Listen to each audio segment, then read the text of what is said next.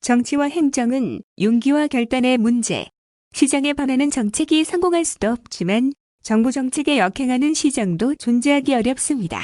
모든 사회 경제 문제는 인간으로 인한 것이고 인간의 문제는 인간의 힘으로 해결할 수 있습니다.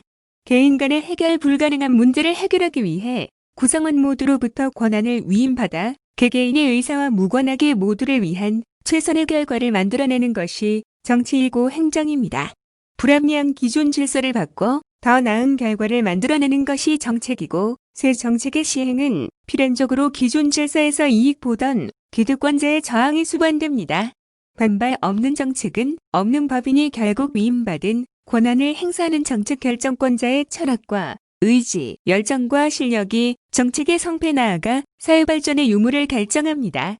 정책 결정권자가 의지와 용기만 있으면 법률이 보장하는 합법적 권한만으로도 얼마든지 개혁 성과를 만들어낼 수 있고 집행자에게 권위와 신뢰가 있으면 강제력 행사에 이르지 않고도 협상과 양보 타협에 의해 얼마든지 목표에 이를 수 있습니다.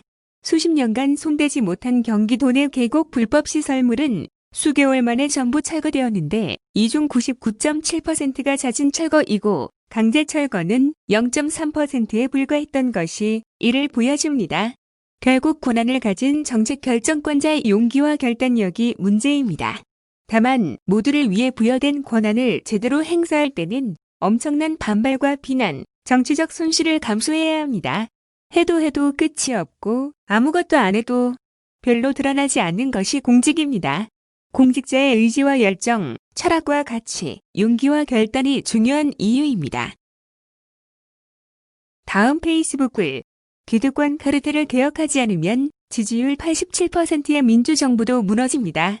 남의 나라 이야기라고 하기엔 기시감이 듭니다. 많은 분들의 추천으로 넷플릭스 다큐 위기의 민주주의를 내에서 탄핵까지를 봤습니다. 브라질의 재벌, 검찰, 사법, 언론 기득권 카르텔이 어떻게 민주주의를 파괴하고 극우 정권을 세웠는지 추적하는 다큐멘터리입니다. 정치 권력은 5년이지만 기득권 권력은 영속적입니다. 두 번의 대통령 임기를 마치고 퇴임 지지율 87%였던 룰라 대통령과 이를 이어받은 호세프 대통령을 끌어내리는 데는 그리 오랜 시간이 걸리지 않았습니다.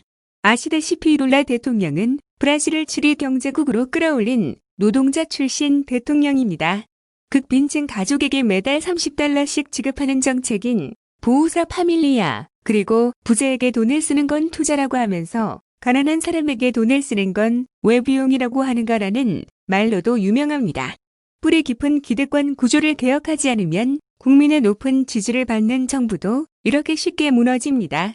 일각에서 문재인 정부가 적폐청산과 검찰개혁에 몰두하는 것을 비판합니다만 이렇듯 시민의 삶과 기득권 구조 개혁은 분리되어 있지 않습니다.